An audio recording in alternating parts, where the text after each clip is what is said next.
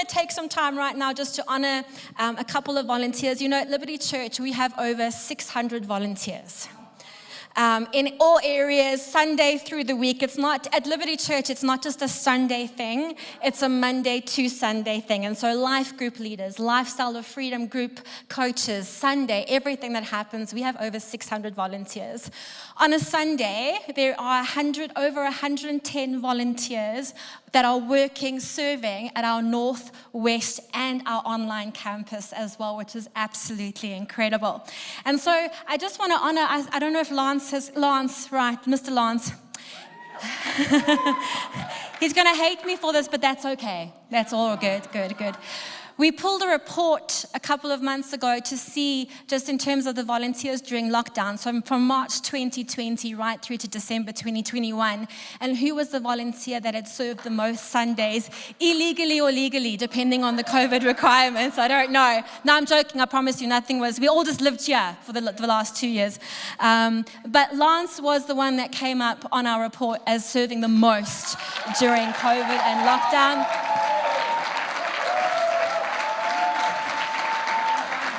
And so, Lance, thank you so much. He's incredible. I don't want to say he's single, so sorry. But you very often see him at the back there on the bass guitar with his guns, as Pastor DJ says. But thank you for just displaying that servant heart over and over again. And then the other one is for a family. Her husband is serving at Liberty Kids. Matthew is one of our Liberty Kids volunteers for our 3 to 6 year olds, which is where my daughter is right now. So I pray for Matthew because he needs it. But Joe is very often taking photos within the experience as well. And so to Joe and Matthew, to Holly, Maddie, and Isabel, you know, it's a family deal. It's a family deal. Everybody comes along. Where we go? We're going to go serve a church. That's cool. We're going all as a family. And so to you and your family, thank you for what you're doing. No matter what season you serve, you pitch up, you show up, you take the photos. We thank you for that, and we honor you for that as well. I'm going to jump off the stage. Don't worry, I'll be fine. There we go.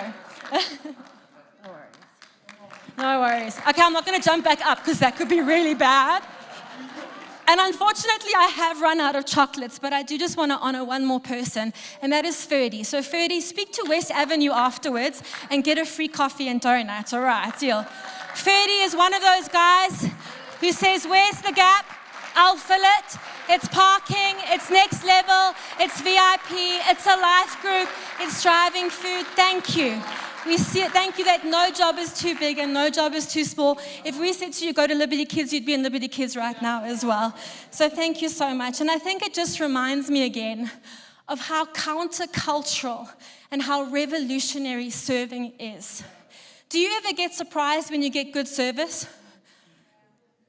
Like you expect, some service, but when you get really good service, you're like, wow, did that just happen?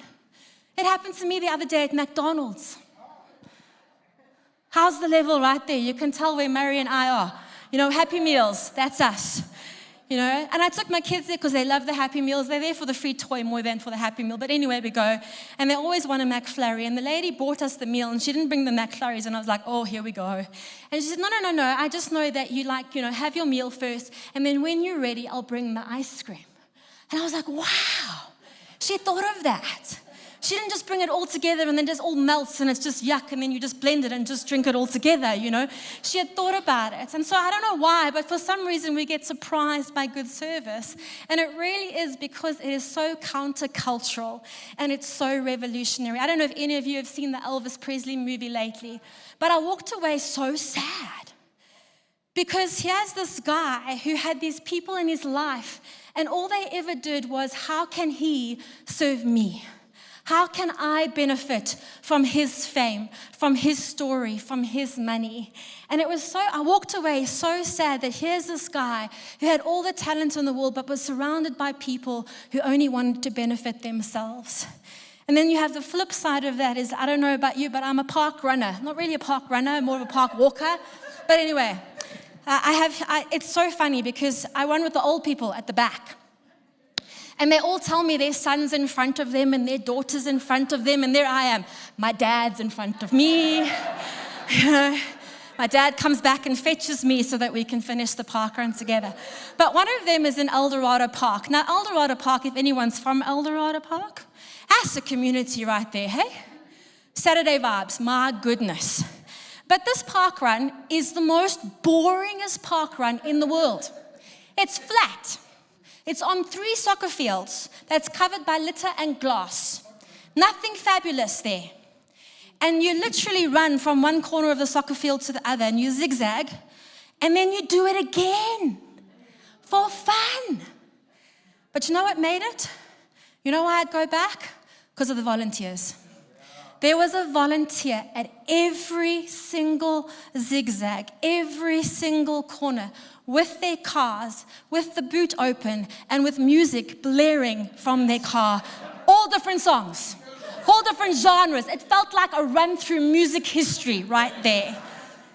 But it was the volunteers that made it. It was the most boringest park run ever. But thank God for the volunteers. And I don't know why they do what they do. Maybe it's just for a love of their community, a love of people, a love of health, a love of running. But you know, it makes me always in awe of what we do and when we serve as the community of Christ. Because what we're doing is we're taking the value that Christ has placed on us and we're so wanting to place it on others. That is why we serve. There's an eternal reward. There's eternal consequence of that.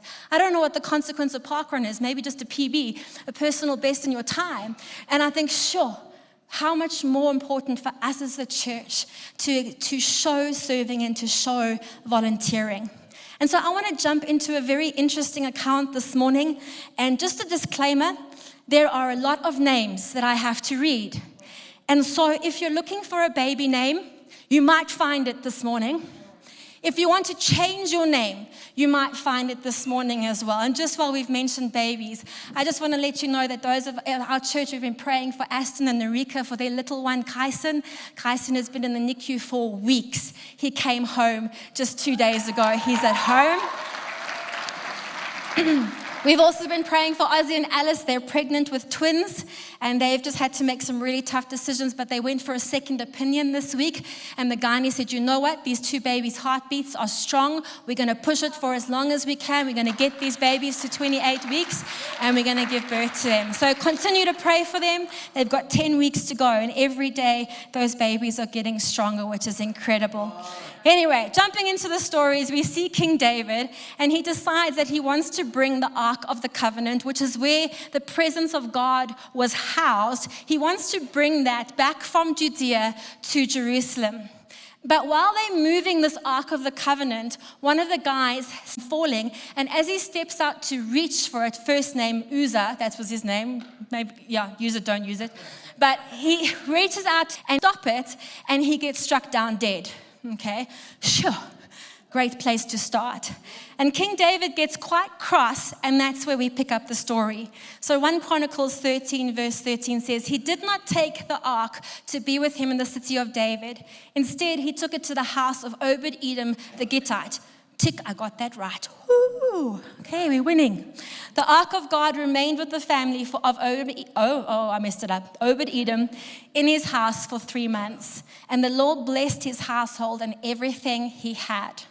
Can you imagine King David's thought process here? Okay, first of all, he's cross, and now he's going, I'm not going to move this ark anymore, but what am I going to do with it?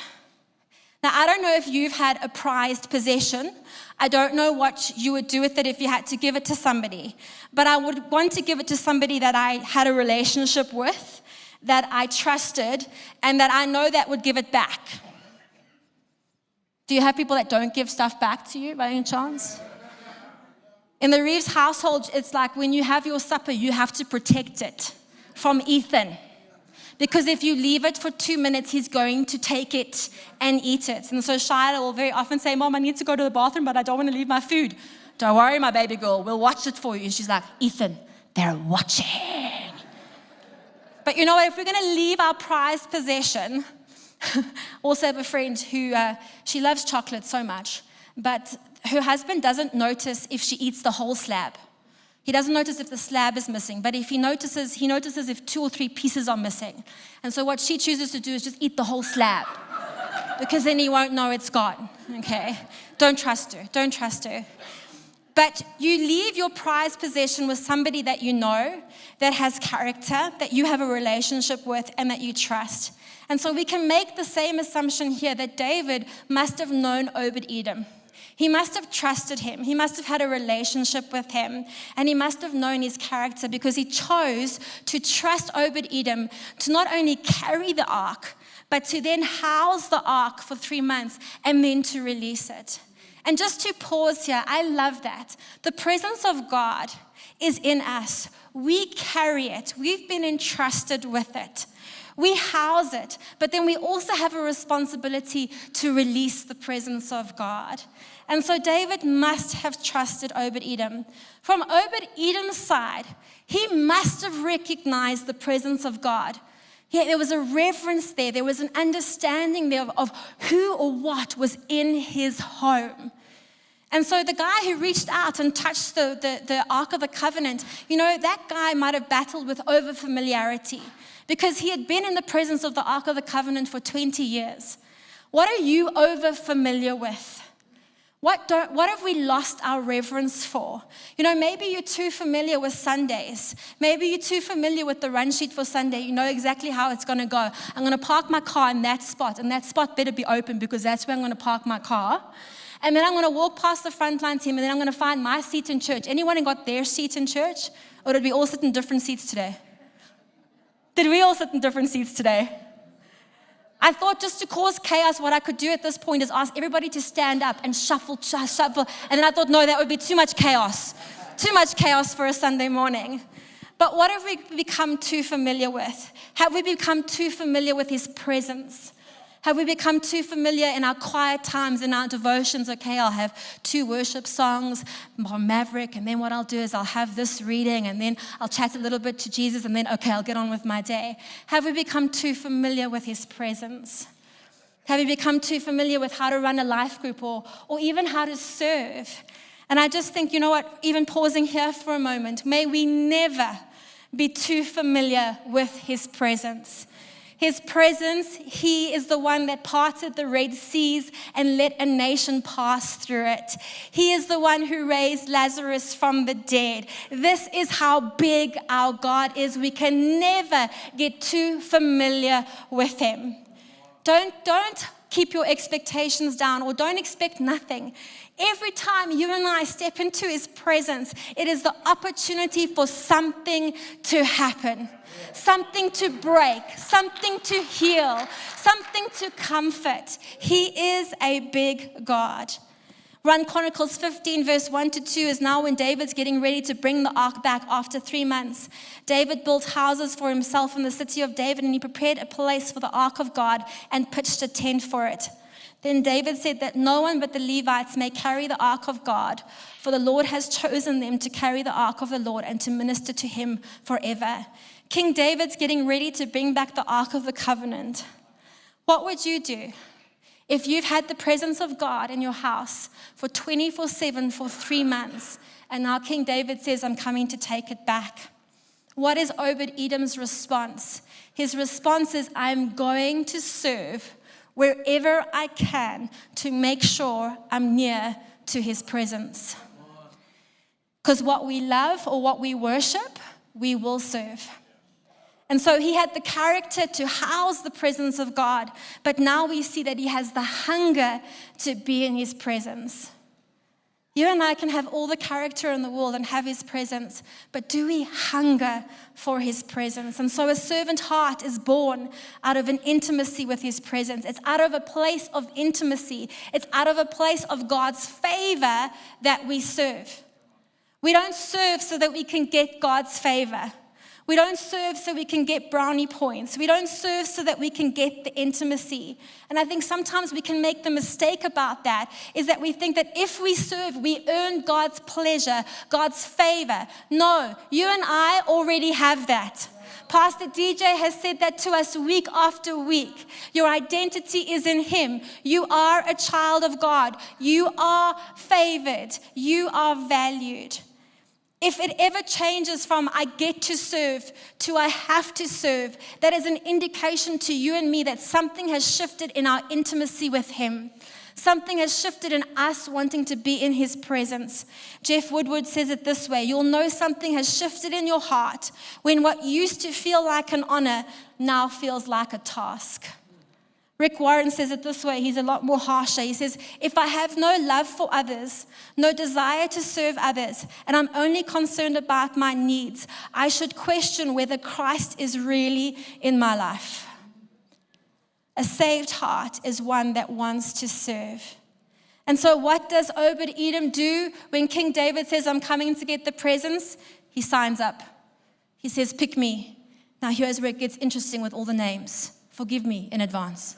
1 Chronicles 15, verse 16 to 18, King David also commands the chief of the Levites to appoint their brothers as the singers who should play loudly on musical instruments, on harps and lyres and cymbals, and to raise sounds of joy.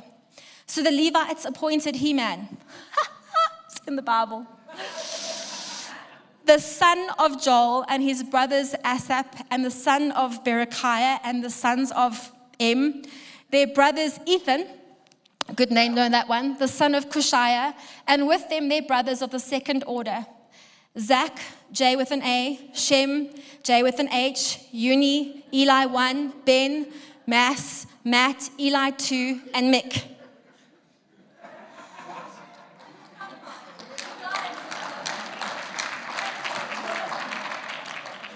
You have to bear in mind, my husband wanted to name our son Melchizedek Abimelech Reeves. He would have been in grade 8 before he would have been able to spell his name correctly. Thank goodness for Ethan Benjamin, we can spell that. But then it says there, and the gatekeepers, and the message it says the security guards were Obed-Edom and J with an I. Imagine King David right now. He's going, I need some volunteers, and before he's even finished the sentence, there's Obed-Edom. Pick me. I'll sign up. Doesn't know what the expectations are, doesn't even know what the team is. Doesn't know what day, what time, doesn't even know what the uniform is. All he knows is, there's the presence of God, that's where I want to be. And so King David's like, Obed-Edom, you're in. And then he looks at J with an I and goes, J with an I, what did we just sign up for? You signed up to be security. Well, I can do security. Cool, let's go do security. And so he signs up to be security. Doesn't know anything else about it. And so his serving journey started with signing up and saying, pick me. And all our serving journeys start with signing up or a pick me. I remember mine started because I failed a couple of subjects at university and I had a little bit of spare time on my hands. And so I went to our senior pastor and I said, I've got some time, what can I do? And he said, cool, year of your life, internship, here we go. And it was in that year of your life that I discovered that I had a knack for admin. I like coordinating and strategizing and what's the quickest way to do it. Had a gift for leadership, had a gift sometimes for preaching. But it was in that space, in that journey that I discovered that what I was capable of, what gifting had been placed in me. You may ask, where do I start? You know what, Sunday is a great place to start serving. What happens if what do I have to offer? I don't know what I'm capable of. We all have more to share than we realize. Will I be good at it? I really don't know. But let's give it a go. If you are good at it, awesome. If you're not, still awesome. Because now we know where not to put you. And we'll find somewhere else. I love what Bill Hybels says. He says swimming. Swimming is like volunteering. Other way around? Yes. Bill Hybels says volunteering is like jumping into a swimming pool.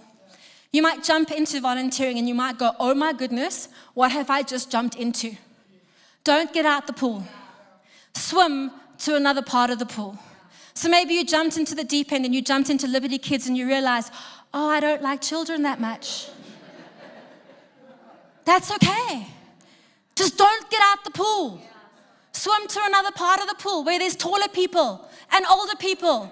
And maybe you like them better. Maybe you're in the shallow end and you're like, I don't like the shallow end either. I don't really like people. No problem. Go to the steps. There's lots of behind the scenes people that don't have to deal with people. They're just doing tasky things. There's a space for you. Maybe you really don't like the steps. There's also a baby pool. But whatever you do, don't get out of the pool. And so he signs up, and then it continues with some more wonderful names in 1 Chronicles 15, verse 19 to 20. The singers, Heman, Asaph, and Ethan, were to sound bronze cymbals. I'm just imagining Ethan with cymbals and going, oh, help us, Jesus. Zach, Aziel, Shem, J with an H, Uni, Eli 1, Mas, Ben, he's new, went to play harps according to Elmoth. But Matt, Eli 2, and Mick, Obed-Edom, J with an I, and Azir were to lead with lyres. Message version, it says harps. Now I'm with you. And so again, King David says we need some volunteers. And before he says where, there's Obed-Edom. Yeah, I'll do it. What do you need me to do? Can you play the harp? I can try. He saw a gap, and he chose to fill it. And he upskilled himself so that he could fulfill that gap. You know what? When you and I upskill ourselves with a new skill, what we're doing is that's going to benefit the organization, the team, the family for now and for the future. I see this in Pastor DJ and Pastor Karen all the time. They saw a gap in our online presence at January 2019. They said there's a gap there. Let's invest some skill. Let's invest some finances. Let's build a team. Let's get some volunteers. Not knowing that March 2020 was coming. How was church going to continue? They saw a gap and they filled it, and we were still able to have church during lockdown. And so Obed-Edom upskills himself, and he learns how to play the harp, and he moves from security to the worship team. How impressive is that? Can you imagine? Murray's going to have a whole bunch of new people signing up for worship team right now. Sorry, Murray.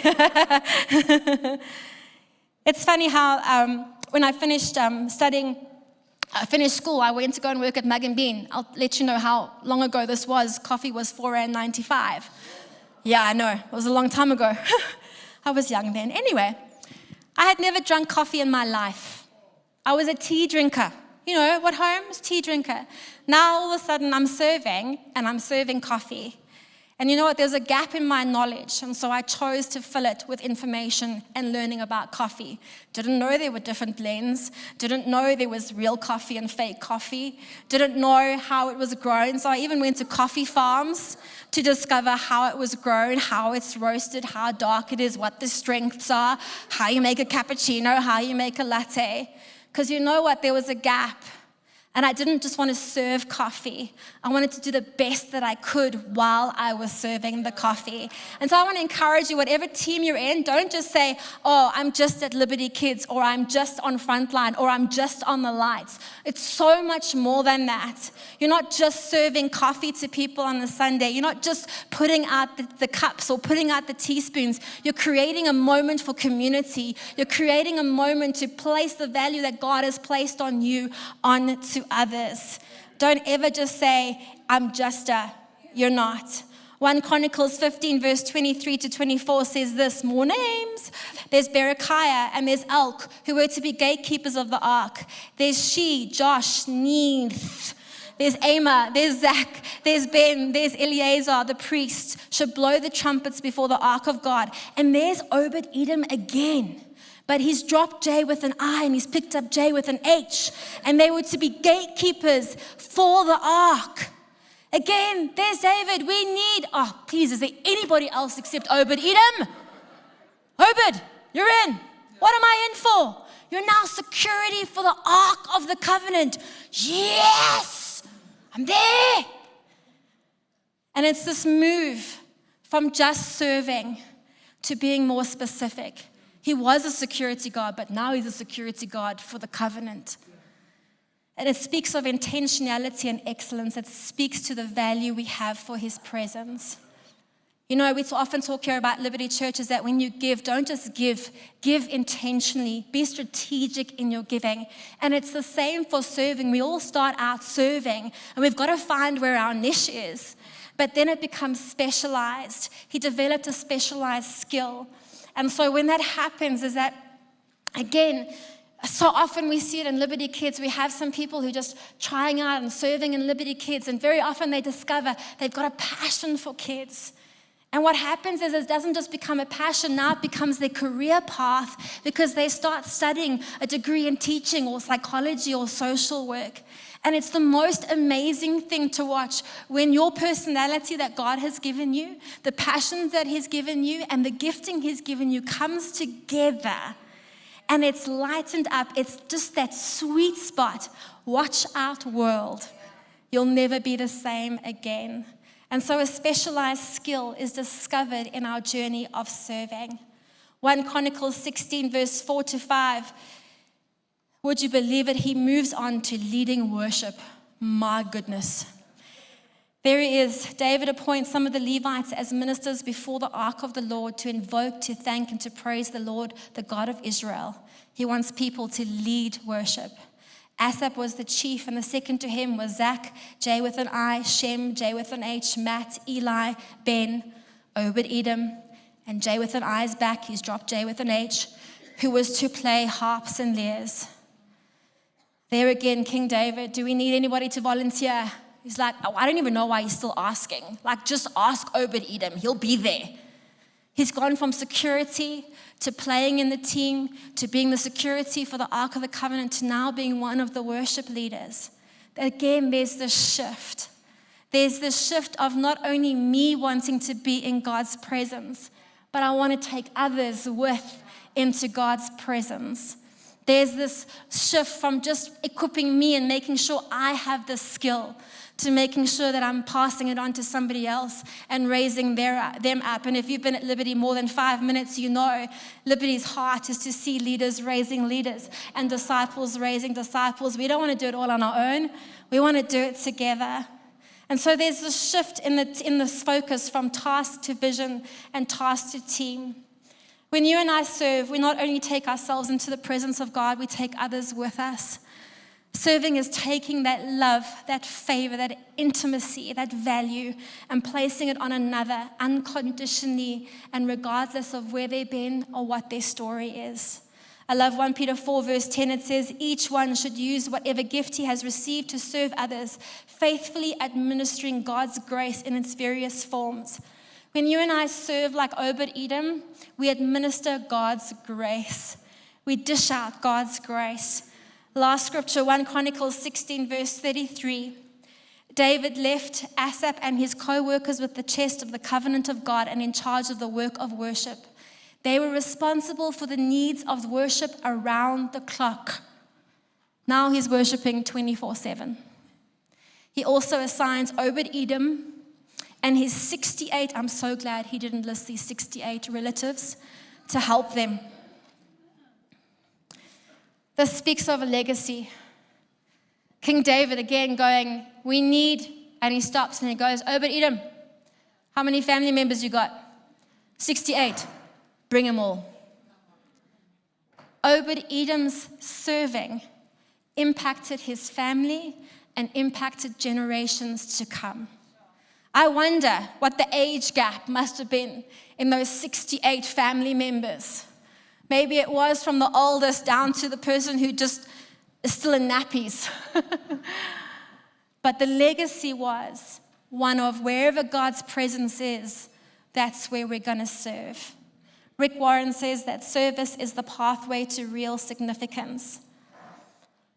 We're in a season of our life with our kids where the phrase, I want this and I want that, comes out a lot. You know the quickest way to change that? The quickest way to change that is to let them serve alongside you. Bring them into a circumstance or a situation where they will see that there's a bigger world out there. There's a bigger picture. There's a bigger vision. Serving will always leave a legacy. A couple of weeks ago, I'd asked my dad, he's 72, he's retired. I like to keep him busy. Don't want him to retire too soon. And he offered to do some work for us at our West Campus, and it was about 7:30 at night. I was in bed. I know, don't judge me. It was a I was like, I'm going to sleep, people. I don't care. I'm like, enough. When you have kids, when they're down, you go with them. And I got a phone call from my mom to say, no, your dad's still at West Campus. I'm like, it's 7:30 at night. He's 72. He should be at home. And I went to sleep.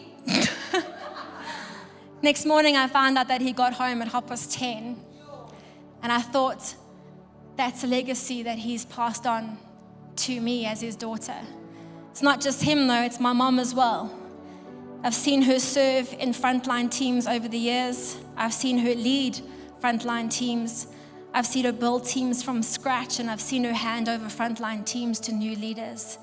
There is a legacy that they have passed on to me, and I want to make sure that I pass that legacy on to the next generation as well. I might not remember anything else that they've done for me, but I remember their servant heart. Ethan is thinking about what he wants to be when he grows up, and his first thing is to be a professional cricket player. Hallelujah. But he says, Mom, don't worry. If I'm not a professional cricket player, I want to volunteer at Liberty Kids with the blue t-shirts. It's the legacy of serving. It's the legacy of serving. You know, I started off by saying that the presence of God was housed in the Ark of the Covenant. That was in the Old Testament. I'm so grateful that we don't live in the Old Testament times, because in the New Testament, His presence is everywhere. His presence is housed in us. And so when it was housed in the covenant, and the Ark of the Covenant meant that even serving was around that space. But the moment that that presence of God was everywhere, it meant that serving was everywhere. You and I house the presence of God. You and I carry it, and you and I have to release it, and you and I can release it anywhere, everywhere, anytime, any place, anywhere. It's a Monday to Sunday thing. We can't forget that. As we close, just in this moment, I just want to create a moment for reflection, and the team's going to play and sing over you. But in this journey of serving, where are you? Maybe this morning you do need to sign up and start your serving journey. Maybe you need to move to, I've seen a gap and I know that I have the skill to fill that gap. Maybe you see the gap and you don't, but you know you need to upskill yourself. Determined to do that today. Maybe you've been doing it for quite a while and you've realized that you want to have a specialized skill. You want to take it one step further. You want to take it to the next level. Or maybe you've been avoiding leadership and leading a team for a while, leading wherever, not just here. Maybe you need to step into that mantle of leadership this morning. Maybe you can just pause for a moment and think, has there been a legacy that's passed down to you, or will you be the one to start that legacy? Take some time to reflect this morning.